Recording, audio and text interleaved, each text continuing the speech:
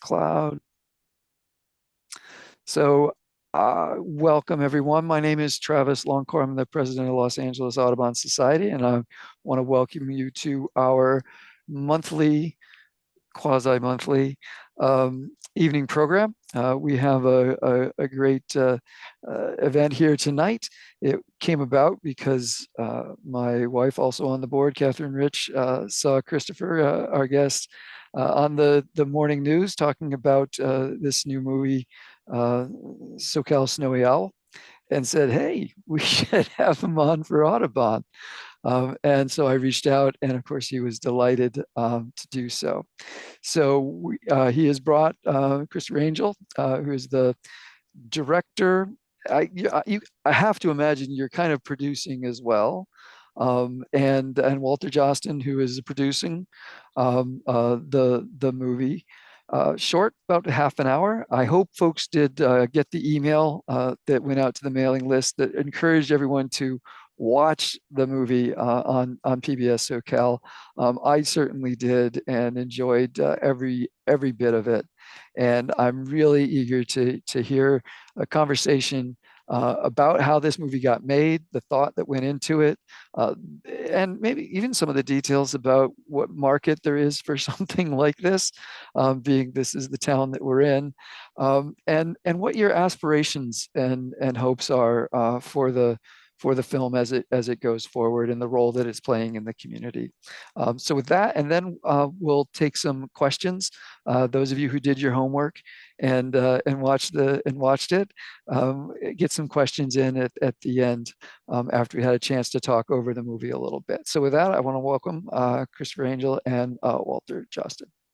Thank you. Thanks, Travis. And thank you all. Thanks for being here and joining us. And of course, if you haven't seen the movie, we're hoping that this conversation makes you run out and take a look at it. It is streaming on pbs.org, and it's airing in various times in Southern California. So you can, if you want to see it on TV, you can check your local listings. And we also have an in-person screening coming up actually next Thursday. That's a week from tomorrow at the Natural History Museum in the evening. And that's free, but you do have to RSVP. So lots of chances to see it. No excuse not to see it. And as Travis mentions, it's a half hour. But what we're going to talk about today, Walter and I, is how this movie came to be made, how we made it, and then Walter's going to address some of the stuff Travis talked about marketing it and finding an audience and all those things. But to begin at the beginning, let me tell you about how I first heard about this snowy owl. I am a lifelong bird watcher, so that was one of the reasons I was very, very excited to come share my story with all of you today, because it's very personal to me.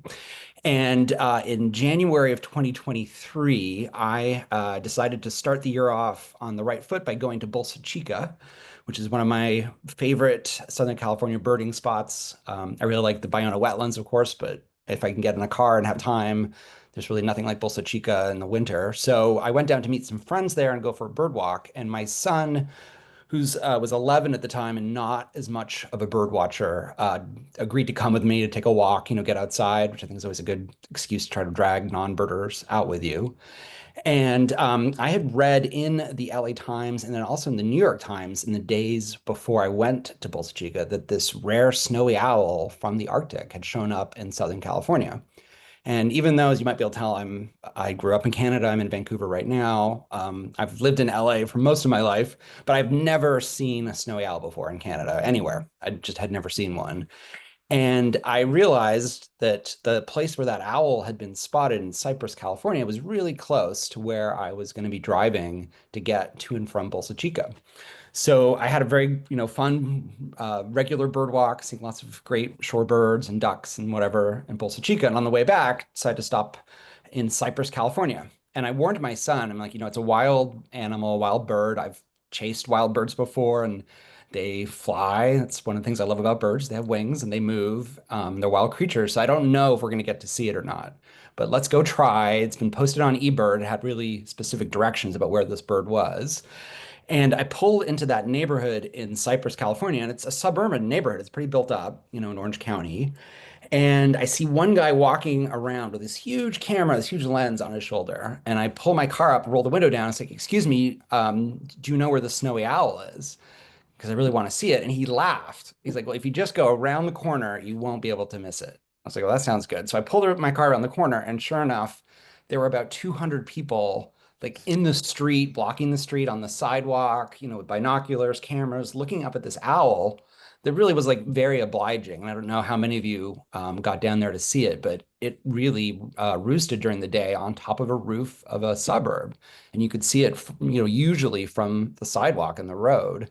So my son and I just, spent, I don't know how much time it was, it kind of just went by, but a magical time just sort of staring up at this owl. It was huge. It was beautiful. A lot of the things that I think people talk about in the documentary, but we were just sort of in awe of it. And it wasn't doing much more than roosting and turning its head, but it didn't seem bothered by the people, which I was surprised by. And it was just a really great moment. I talked to some of the other people there on the street, and people were from all over. People would come in to sort of add it to their life list. People were from the neighborhood and loved seeing the owl. So, really was a great way to start the year. Like I felt like this is a good sign, a great way to begin the year. I'm, going to have a good year. And so I took my son home and we told our friends. I posted on Facebook about it, and then kind of didn't think much more about it until later that week. I got a call from Walter Josten, who knew I was a bird watcher. And the first thing he said is like, "Hey, Chris, do you know there's a rare snowy owl in Orange County?" And I was like, well, do I know? I've already been to see it. So, Walter, why don't you tell us sort of your parallel journey up until that phone call, and then maybe why you called me that week? Sure. Yeah, well, my experience is very similar to yours. I read about the owl in the Orange County Register, the LA Times. I think there was even something on one of the local networks. Um, and I thought it was fake news before the networks, but I decided I also been involved and interested in birds since I've been a little kid.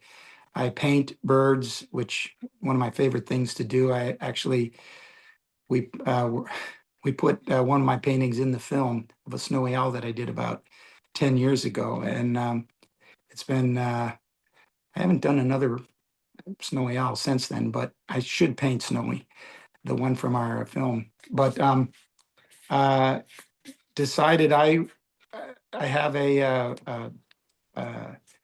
hobby. I monitor Western bluebird nest boxes.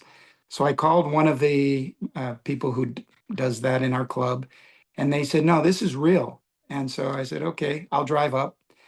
And on a Sunday, I just decided to go into Cypress where they had said in the newspaper that, you can maybe see the bird. And like Chris, I went around a corner and there were probably 200, 250 people, half of them photographers. It looked like a gauntlet at the Academy Awards with these long lenses and all uh, peering up at this roof. And there she was, this beautiful female snowy owl. And it reminded me of, I did see a snowy owl in the wild when I was a kid.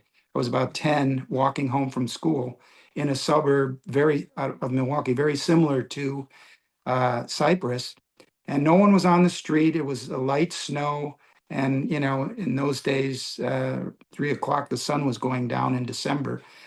And I happened to just look up at one of my neighbor's roofs. And on the corner of the roof was this snowy owl. And I just walked towards her and towards her and towards her. She didn't move. And I was right underneath her, 5 feet away. And I don't know how long we stared at each other. And then at some point, she just got up on her legs and took off and silently flew over me and looked down. And it was one of those moments where you just never forget it. So when I saw Snowy, as she became affectionately known out here, it was that, like Chris described, this magical moment. I don't even know how long I was there. I took some pictures with my iPhone. I didn't bring my regular Canon because I didn't think I'd probably see her. And on the way home, I called my wife and I said something that I never say, but I said, you know what, today my spirit is soaring. And she's like, oh my God, what happened? And I told her. And so when I got home, our son was a film grad from Chapman University. And we said, you know what, reading the stories about Snowy in the paper, hearing about Roy Rausch, this interesting guy, maybe there's something we could do, maybe a documentary here. And so the first thing I did was call Chris, and here we are.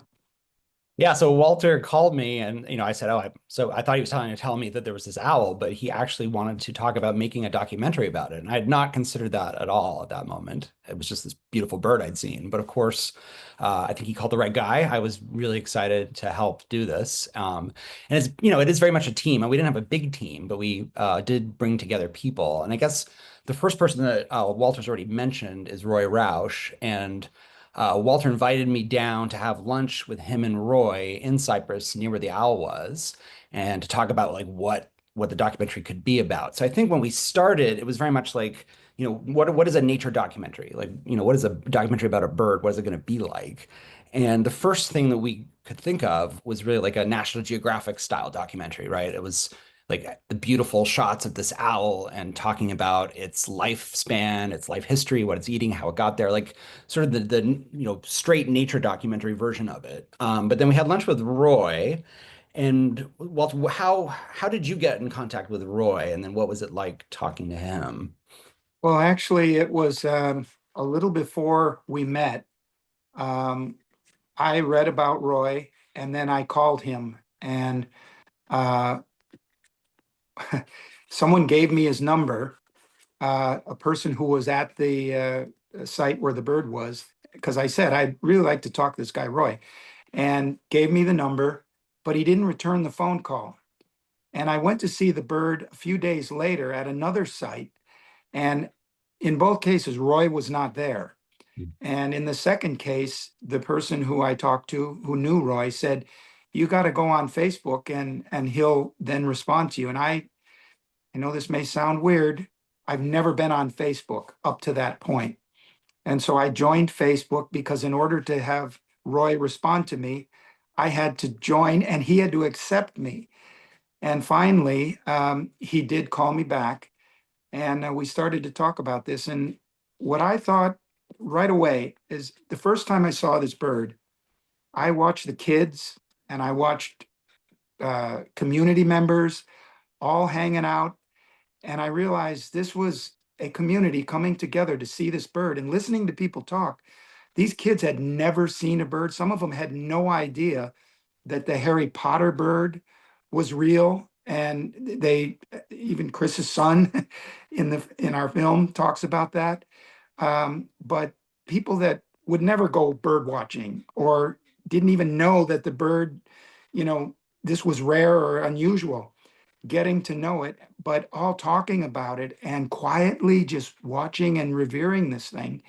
And it just struck me, there's a whole community here that this bird is bringing together, and especially these kids who were in awe. Roy, as we show in the film, was setting up spotting scopes, and the little kids were coming up and looking at this thing and seeing right into its beautiful yellow eye and commenting on it. And I just thought this is all about the community. And so Roy and I, when I first spoke to him, I said, "Are there people that you would think we could talk about like yourself? Because to do a film, just about a bird, National Geographic, as you said, Chris, we've seen these. Attenborough's done a bunch of them. So what could we do that's different?" And so the meeting that we had, the very first meeting, we all started discussing that. And Roy, um, I had asked him, well, set up a meeting with Adam Ansari, who's one of the photographers who came to basically look for the owl every morning, he and Roy. And he was totally different than Roy. Roy's kind of a surfer dude. Adam runs a major company called Touchstone Engineering. They did electrical contracting work for Dodger Stadium, SoFi, really successful guy. And I had spoken to him before we had the lunch, and I said, I have people that I want to bring on to do this, and our director, Chris Angel, we'd love to come and see you. So we had the lunch with Roy, and then Chris and I and Roy went over to see Adam at his office, which was also in Cypress. And he put up these incredibly gorgeous some of them were like 8K images of the bird that he shot or photographed, and just thought, okay, his story, Roy's story, and then Roy started telling Chris and me about other people like Giotti, who's in the film, and all these other characters, Senator Josh Newman, Frances Marquez, the councilwoman, who all were just in awe of this bird and wanted to talk about it. And that kind of became the basis for, okay, we could do lots of interviews with interesting people with the bird as part of the story, but not the only part. And so, yeah, that's how that all got started. And I mean, just for those who haven't seen, the movie, so Roy basically became a community activist. He'd just gone through a serious loss. His father had died, and he was sort of looking for meaning, and he kind of found it through the owl. And then, as Walter says, he introduced us to these other people, all whose lives really had been changed by this one bird coming to their suburb in Southern California. So I think Walter and I knew then that there was a bigger story here. Like, we loved the bird ourselves, but suddenly we got to realize like this bird was doing something to this community or for these people. And for me personally, as a bird watcher, it's like always been something I've liked to talk about, but it's hard to talk about and explain to other people. Like, why are you a bird watcher? Why do you like nature, period? And I think for me, sort of directing this, one of the really great things was getting to talk about birding or preserving nature, both with kids, with adults, but trying to explain through a film, like, what is it about wild animals that's important beyond their own beauty and their own innate importance, but like, what does it mean to humans? And so for me, I get it's like a Zen moment, like I sort of mentioned, going for a walk. January 2nd, it changed my year. It's a very relaxing moment, and I connect with something bigger than myself. And so I'm hoping that we managed to talk about that in the film. The other thing that's great, I think, just on a technical level about making the film is that, while we're having these discussions and figuring out what the movie is, the bird, of course, does leave, which we do track in the movie, but it leaves Southern California. So we're now sitting there like, okay, we're going to make this documentary, but the subject is actually not here. So if you can imagine us doing most of the shooting, the filming with the bird gone. Hopefully you don't notice that, you don't know that, but that was the reality of what we did. And Walter, maybe you can talk about, so there's two parts of the footage that we accumulated, right? One were the interviews that we shot ourselves, and then B-roll, which is like shots around the port or the city of Cypress, setup shots, but almost all the shots of the bird actually itself came from this group of photographers that Walter really got to know and interact with. So maybe Walter, you can talk about how you sourced so much of the beautiful footage of our snowy owl and sort of what you needed to get from these photographers, and how did that conversation go? Yeah, I have to credit Roy with that. He started that Facebook group, and I think there were about 4,500 people on it. And one of the reasons that I found out about the bird is, as I mentioned, I still paint and I love just beautiful images. So at the end of the year, I'm a film producer. We've done over 200 movies, and our business is really crazy, especially at the end of the year, because a lot of stuff we do financing movies is tax related. So I can't wait for the end of the year to be over. And usually between Christmas and New Year, somewhere in there, I like to just sit. And years ago, I found this new interesting thing called Google Images. And I would just Google snowy owls. And this has been going on for like as long as I remember Google Images, 15, 20 years ago, maybe even, I don't know.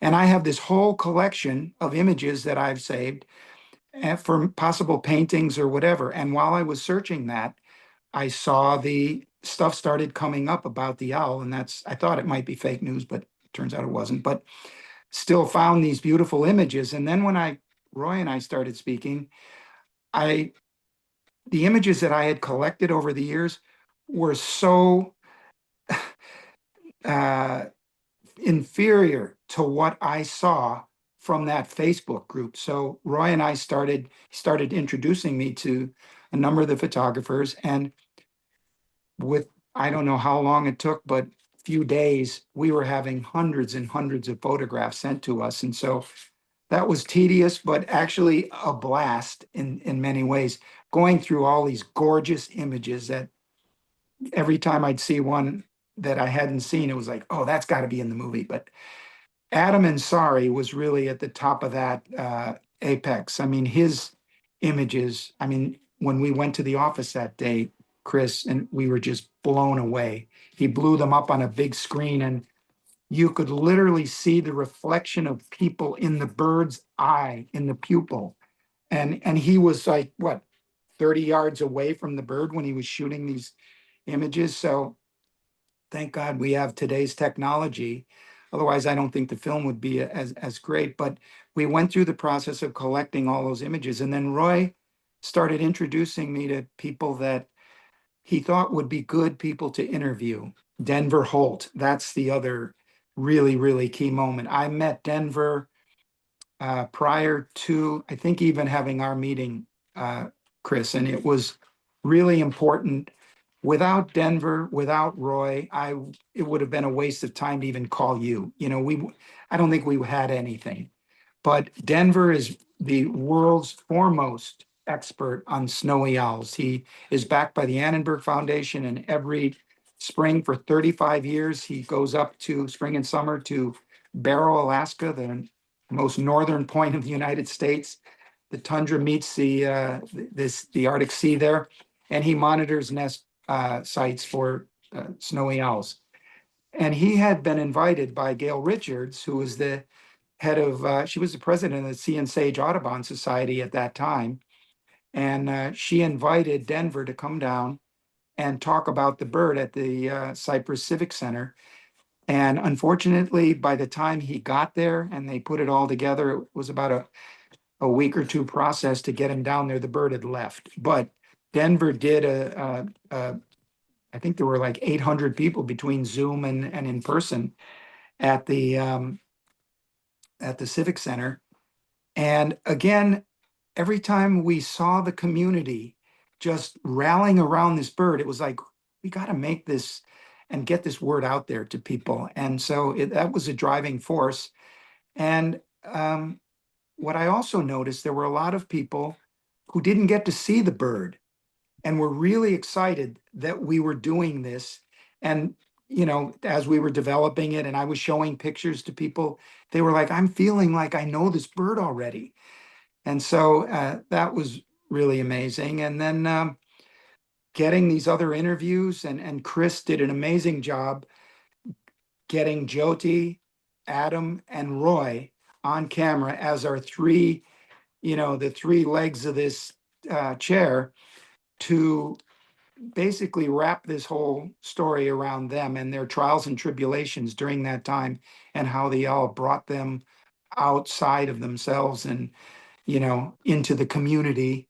And they became inspirations to lots of people. Yeah, so there's basically, from a production point of view, there was two different processes going on, as Walter talks about, right? So we're sourcing these beautiful owl images and getting more and more of them. And, I have to say, like, when we went to visit Adam Ansari in his office, and he started showing us the photographs and the images he'd taken and the video, I had to start asking him, of course, like, what equipment was he using? And, he, of course, does run this engineering company, but his passion, it's more than a hobby, but his passion is to travel around the world photographing big animals. So he has state-of-the-art equipment. And I think a lot of these photographers that we were talking to, that Roy introduced us to, had amazing equipment that like we didn't even have access to. It was like more than our budget of our entire documentary to buy the camera and lenses these people were walking around with. I mean, they're huge lenses, right? So that you get really close into the owl. But through their generosity, they were, supplying us with these images and saying, okay, we can really be very intimate with this owl. And so at the same time, we're now filming these interviews, as Walter mentioned, with our key people and a lot of the residents in Cyprus. And the first thing I sort of discovered was that I think where I might have felt almost annoyed that there were 200 people blocking my street, so many of the people we met were so excited, as Walter said, that we were there. that we were telling this story. And that was really heartwarming. Like it really did clearly mean a lot to them.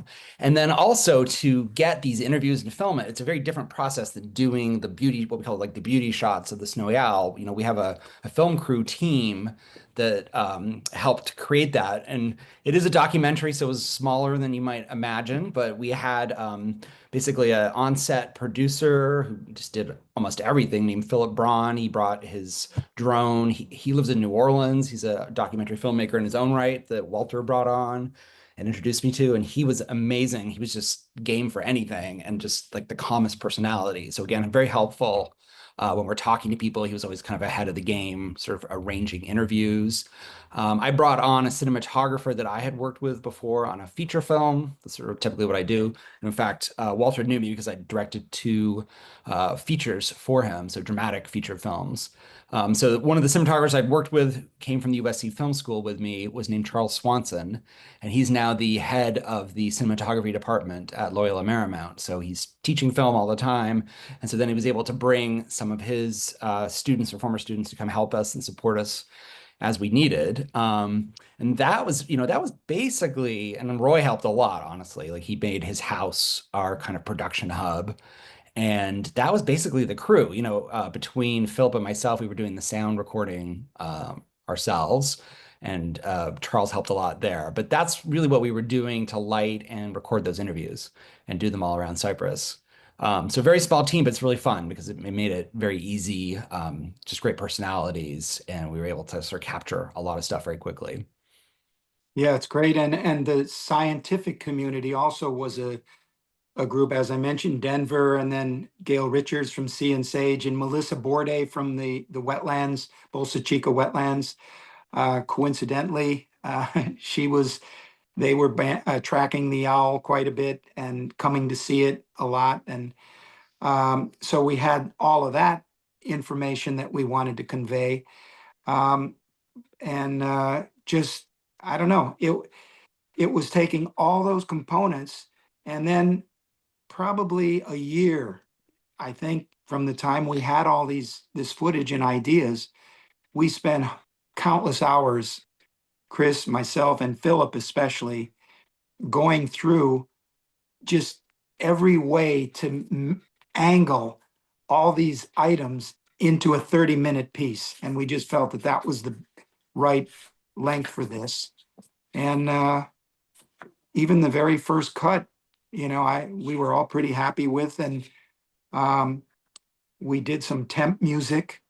Philip did a great job getting some temp music, and then we showed it to a composer, and he said, "Look, I'd love to compose this score now for you guys, taking what you've already done as temp." And so the beautiful score that we have, and then the song that we have, and it's by Kat Green. She did this beautiful song at the end of the movie, Magic Sky. And there's a whole story behind that, and what happened with her and her business partner. It was, well, I'll tell it because now I brought it up. But unfortunately, the song is about,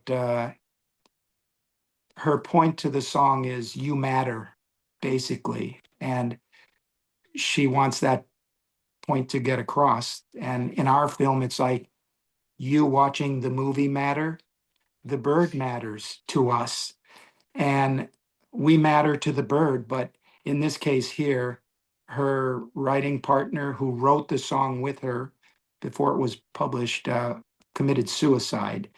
And it was this, call out to, hey, look, you do have a place in this world, and you are important, and don't forget that, and don't give up. And so it's that the reason we picked the song was because there was some additional, you know, uh, energy behind it. But this, so yeah, there's the music, the beautiful angelic voices. My wife sings in a choir down here in Orange County, and the Pacific Chorale. Some of the members from the Pacific Chorale also sing in the church choir. And so they came on and did those angelic voices. We recorded them. separately, and Lucas, who did the score, conducted everything, and that was really fun. But it just came together. It was like running a relay race. Everybody we passed the baton to, they went faster than we had run, and so at the end of the day, we got something that we're all really proud of, and people seem to like it, and it's really rewarding. And uh, we hope that you know, I'm taking up all the time. So what else do we want to talk about? We're happy to talk about the PBS of it all, the award we won at the Newport Beach Film Festival. Chris, maybe you want to talk a little bit about that? Yeah, and actually, but before we get to that too, just to expand a little bit more on what you were talking about, like, well, I think what people don't realize is that, particularly in a documentary, but any film, but particularly a documentary, like so much of it's happening in post-production. So, as you're shooting stuff, I do have a background as a film editor as well, so it's helpful, I think, to kind of know what we've got and like, okay, there's a movie here. Like, I know there's a movie, but there's like 80 movies, right? Different versions. And as Walter said, like we really did look at different versions and how long should it be and like what was the message and how did it culminate. But then even once you finish editing, obviously we had Lucasfilm Mirror do our music, who Walter and I had not worked with him before, but he had worked with Kat Green, who Walter mentioned. So again, we were sort of trusting these people who clearly had passion for the owl and our message to bring us the right people. And they did, as Walter says. And then also, one of the tricks of this, as I sort of described, is like we have all these different sources of material, right? So you can imagine like photographs at different formats and vertical and horizontal and different resolutions and my interviews that we shot and then some B-roll. It's like that, it's a pretty sticky combination of stuff. So we actually had to do a pretty in-depth color correction pass, and we did that in Hollywood again. And that, involved an artist who's sort of trying to make everything look like it all belongs in this one film, make it look as beautiful as possible. And then also we do a music mix. So we get, or a sound mix actually. So we've got some sound effects that Philip, our editor, brought to us, some live sound, the music, and the interviews, and we try to balance those out so you can hear everything properly and it rises and falls. So unusually, actually, Lucas, our composer, was so into it that he actually did that mix with us in his studio because he had a state-of-the-art studio. So normally we'd have to like find a place and rent it, but he's like, I can do this, and very grateful to him for doing that as well. So that's kind of all the like the finishing stuff. And from there, finally, we're like, okay, we've got a finished film. We've locked it. This is how long it's going to be. This is the way it looks and sounds. If Walter I could put just a lot of interject the credits. Yeah, go ahead. one point before we get to the film being finished. The other thing that was really, really interesting and in a way taxing was getting all the footage licensed so that we could actually legally put it into our movie. And we had footage from KTLA, Fox News, and the newspapers. We showed covers from the LA Times, New York Times, Washington Post, Orange County Register. And it was a real interesting process going through that. And our son, uh, who Chapman grad, wound up going to law school and then became a lawyer. So he was saddled with all that work. And I'm sure a lot of you know lawyers are expensive, but we found yet another person to pass the baton to who wasn't expensive and got us a lot of information. But the most interesting one piece of content that we licensed was the Harry Potter clip that's in the film. I happen to be friends with Kim Williams Bradley, who was the former CFO at Warner Brothers. And so I called her, and you'll see her name on the movie as an EP credit, but she helped secure that license. And I would say the majority of the licenses took 3, 4, 5 calls, 6 weeks, 3 weeks, a month, 2 months to get people to pay attention. But it was through that persistence, Roy, myself, my son, all of us, Philip as well, just trying to get it. So putting all of that in the can legally so we could make delivery, should we get a distributor at some point, was really, really important. And so then, of course, we've made this movie out of passion and love. And so it's like, well, what do you do with it? And I think we knew from the beginning that we really wanted to try to keep it about 30 minutes because we didn't want it to overstay its welcome. We thought we could really sort of explore the subject and give our message in that time. And like I feel like people's attention spans aren't quite as big, but it also let us, I think it gave us a little bit more options actually of distribution, right? So it qualified us as a short film for festivals. If you're under 40 minutes, you can go in as a short documentary rather than a feature documentary. So it made that a little better. And I think Walter, well, maybe you can talk about the Newport Beach Film Festival. Like, so Newport Beach obviously is close to Cypress, right? It's in Orange County. It seemed like a natural place for us to go because that's kind of like the home turf, the home audience. Um, but I think Walter, you knew some of the people there, or you met them and sort of talked to them about what we were trying to do and convinced them to. Sure. Well, right out of the gate, Chris kind of grabbed the torch and started submitting to all the various festivals. And a lot of the people that we spoke to about this said, oh, this thing will never get anywhere. These things have thousands of submissions. You're not going to break through unless you know somebody. It's not going to happen, blah, blah, blah. And so, but you were very persistent and just kept sending it around, including to the Newport Beach Film Festival. And then serendipity happened. One of our films, a film called Old Guy with Christoph Waltz and Lucy Liu, was selected to be the opening night film at the 25th anniversary in October of the Newport Beach Film Festival.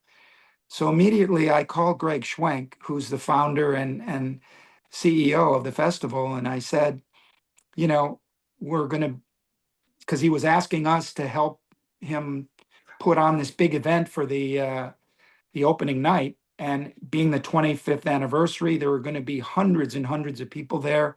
I think there were like 1,000 people that came opening night at that big at Fashion Island. There was a huge party afterwards. And I said, and by the way, we submitted a movie in April. And he said, oh, well, what was it? And I said, it was a documentary short. He said, well, we haven't begun looking at those yet. And I said, well, there's one that you should look at, and here's what it is. And so he said, okay, I'll do you a favor and look at it. And he calls me like 2 days later and he said, oh my God, we want this movie. And would you consider doing a world premiere here at the Lido, the newly opened Lido Theater in Newport Beach, the second night of the festival? So opening night, we had Old Guy. And then the next night we had the Lido. And as much as I love Old Guy and the big movies we're doing, this is by far one of my favorite movies of the 200 plus that I've ever done. And it's had more of an impact, I think, than any movie we've ever made. And so it's really excited. And then it got so much attention, it got a second screening. So they had a second screening at the Newport Beach Big Newport Theater. And but I don't know, a few weeks after the festival, I get a call from Greg who says, out of 130 short documentaries, you guys won the audience award for best documentary short. And so that was really exciting. And we heard from PBS, who was tracking the movie. They had seen it. Some of the executives there had seen it at the festival. And then it just so happened that Jeff, my former partner at Blue Rider, who's the one that suggested I call Chris at this when we were developing Snowy, right out of the gate, he said, I got a friend who was a former head of production at PBS.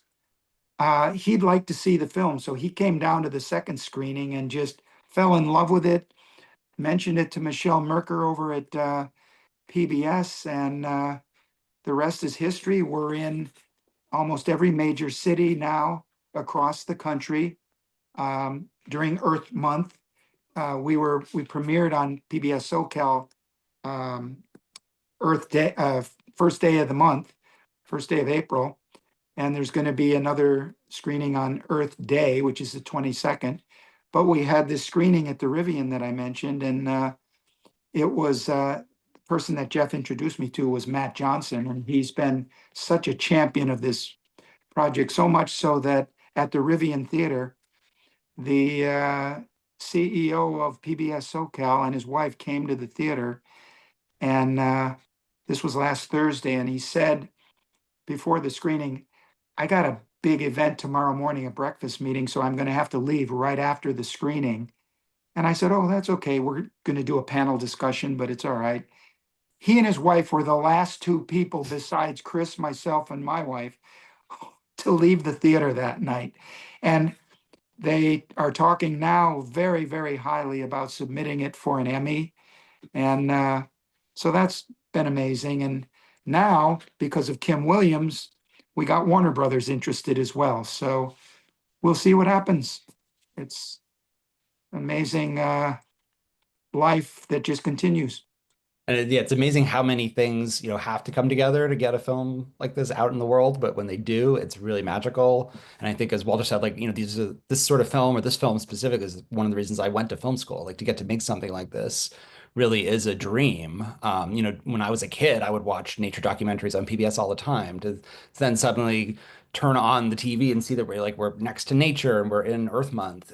It is really gratifying. And I think people's responses, like at the film festival, is also really gratifying. Like, people are getting, the message of the film. They're appreciating the owl, but they're sort of thinking about some of the bigger issues that we're all dealing with, about our relationship with nature and the natural world, and why should we preserve it, and how do we come together as a community? What do we even bond about? So there's a lot in here, even in a 30-minute movie, and that, to hear people talk about it, is really touching, and very powerful. So it's very, very exciting to kind of get that feedback. That is one of the most exciting parts of all this, how the community has grown. First, it starts off with the community of people that were there in Cypress who saw the bird. Then it grows as Chris and I get involved. We did see the bird, but brought in others who did not, and kind of bought into this. And then the all the others who got involved since then, including the Newport Beach Film Festival, the community of people that came to see the movie. And so many of them said after the screening in Newport Beach, we felt bad that we didn't get to see the bird originally, but now we feel part of the story and we're part of the community and we feel we know her and we're going to continue to spread the word. And then PBS comes in, and now here we are, people from all over the world are commenting on it and sending congratulations and good thoughts. And Frances Marquez, who's the city councilwoman who we interviewed at the screening, she said, I just cried. And she asked me afterwards, do I have any more posters? Because we did a few posters and had them up at the different theaters. And she said, I'd love to put them in all the schools in Cypress, because I'm really tied in to the school program there. And uh, just these kids need to know about what's going on, because they're going to be the future stewards of you know, uh, making sure that these birds stay on the planet. And especially snowy owls, their population has dropped significantly in the last 10 years, according to Denver. But yeah, it's Yeah. So if I can jump in, I really appreciate this conversation. And when I watched it, I was, well, a little backstory, of course. I teach environmental science and conservation and whatnot. I work on endangered species, and so I'm used to giving the message about the environment piece. But in a way, what got me about this was that, as much as it is about the bird and conservation and the earth, it's actually not about the bird and conservation earth. It's about people connecting through living in a place and interacting with the naturalness of the world together. And that's the really profound thing that I think is so important. Um, the bridge building of this experience, to get people out of their everyday, or out of their whatever challenges it might be, whether a physical or an emotional challenge, or just the everyday stress of the world, and to interact with people in a place, and the nature of it. And that's and just how kind of universal that is, and maybe was, that this becomes, without you ever saying it, a real commentary on modern American urban and suburban life, and maybe some of the opportunities for this to uh, rekindle some of these connections within places, but also across places around caring about things in a way that's really just sort of pure fascination and appreciation. So I'm curious how it does feel like everywhere you turn, there was another somebody who was like a secret bird lover who who was brought out or had this in them. And I'm just curious how the sort of the social dimension of this has manifested itself and how you think of this in the bigger sort of context of life in America right now. Well, if I could just make one point there. If you watch the film, you'll see a really nice little piece from Senator Josh Newman. And I think he says something along the lines of, we all deserve to be here, to respect one another, to protect one another, whether it's our fellow humans or our fellow creatures that we're on the planet with. And we got to do this for future generations, but it's going to take a community of people that are coming together and feeling like they want to help each other and these creatures. And as you say, it's just it's so needed in these times. And but it's in there, as we've seen, almost everyone we deal with, like the 300 people that came to Rivian, the screening last week, and the almost 500 people that came to Lido. Afterwards, the amount of outpouring of this kind of thinking and feeling was just overwhelming, because we don't get to hear that watching the news and, Yeah. sorry, reading the papers. And that's what I love so much about Audubon and what you guys do. Um, in fact, you should know that Chris and I, when we talk about our relationship, we knew each other, what, Chris, 20 some years ago? And he directed a few films for us. But when I learned that he loved birds, I was developing a project on John Audubon, a feature, and bought the rights to a book and all this stuff. But as life goes, certain things don't happen and certain things do. But the really good ideas, they have their moment in time, and maybe we'll bring that along. But I love what Audubon did, and his Birds of America are some of my favorite art. And what you guys do is all along the lines of what we're talking about here. And but that doesn't get out to the world as loud as it should. So we'll do anything we can to help promote you guys, Sea and Sage Audubon, Denver Holt and the Owl Research Institute, Bolsa Chica Wetlands, everybody who's doing these good things. We want to help this film, get the word out and maybe raise money for groups that need it and all that. So exactly to what you're saying. And, we've got a grandson who's 2.5, who's actually in the movie. And, our goal is to teach him to appreciate all these things that we're talking about here and be a good steward and help, change things and, respect nature and do all the things that we hope he will do. Super. Would you guys like to take some questions? So I think it's a small enough group here that if you want to just unmute and Sure. ask a question, you can turn your camera on to do that if you prefer, or not if you don't. Or you can put it in the chat if you prefer to do it that way. But we'd love to get your thoughts and reactions and questions. Can you guys hear me okay? Oh, yeah. Yes. And nice to Yes. see you too. Oh, yeah, thank you. This is my first time being able to join one of this chapter's events. I belong to the Pasadena Audubon Society, and I've been doing birding for many years. So I saw the doc this afternoon.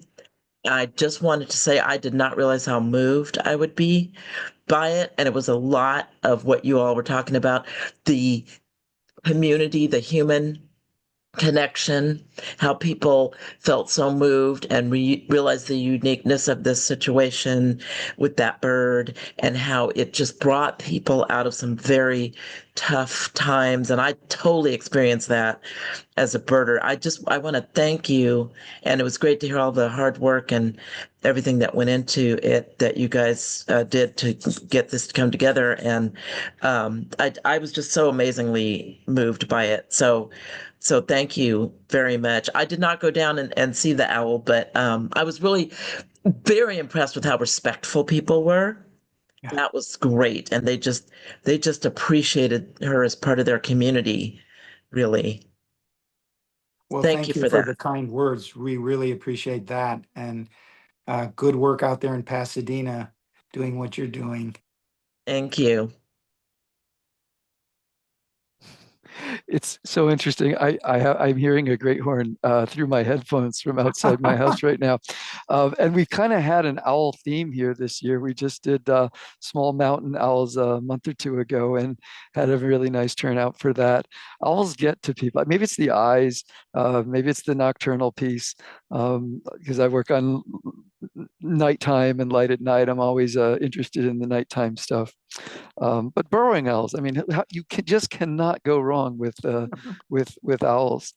So who else has a question wants to chime in?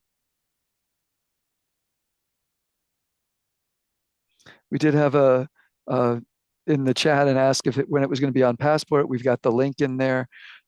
Yeah, if you came tonight and you haven't watched it yet, go watch it.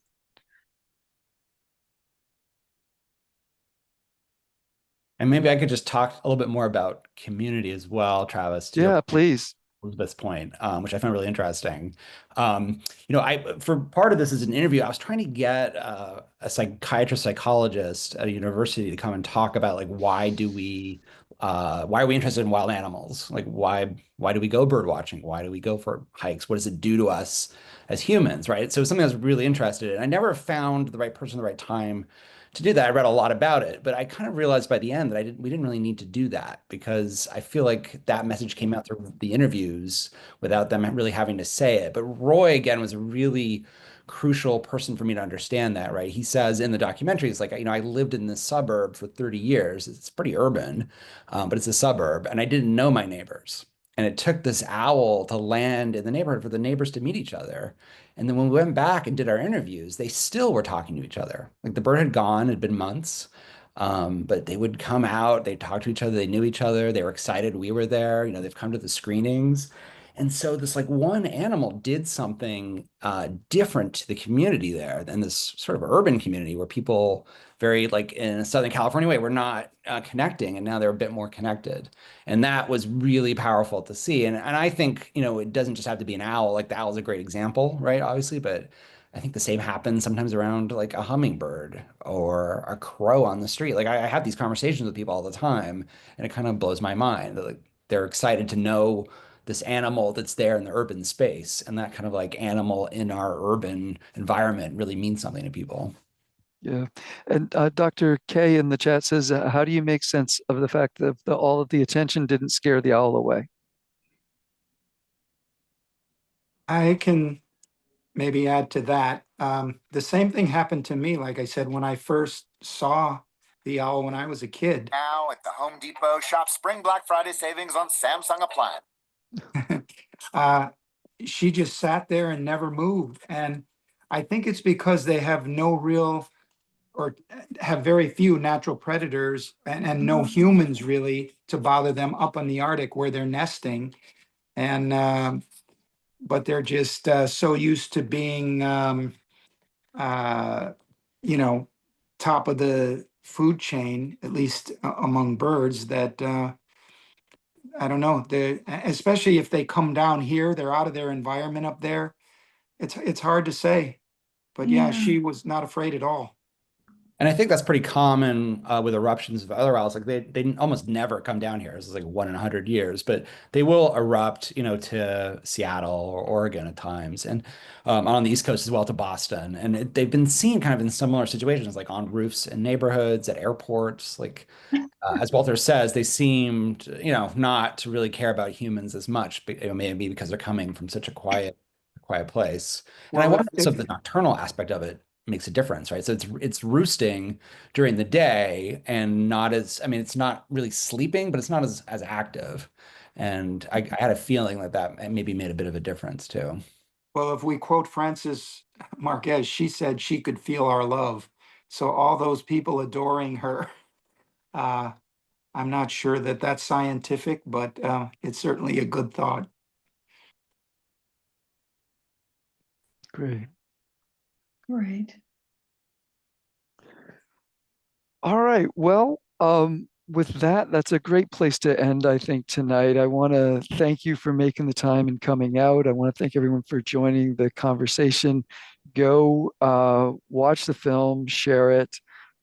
It's just such a wonderful message.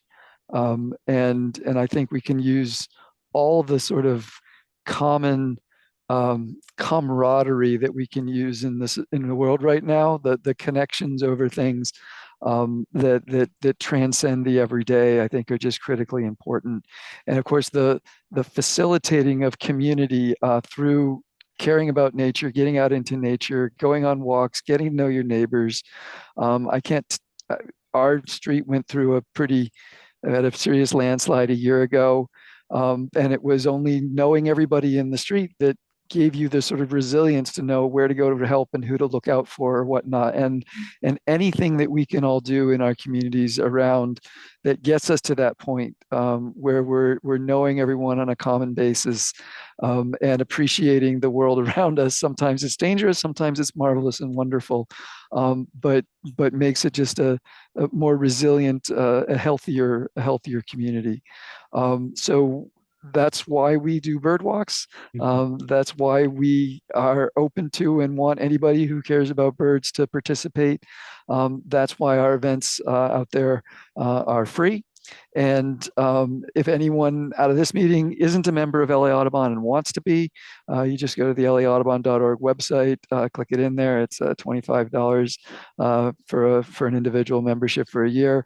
And we just love to have you so you can get on the mailing list, hear about the events, and let us be part of this long tradition in the United States and North America of coming together from many quarters over a shared appreciation of and love for birds, and to share time and community with each other through that experience.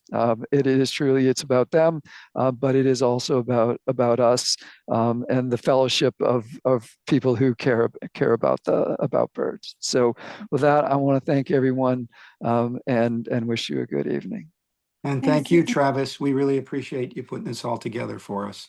And well said. Yes, thank you Thank for you. having us. Thank you all. Good All night. right. Yeah. Thank you guys for joining. Bye.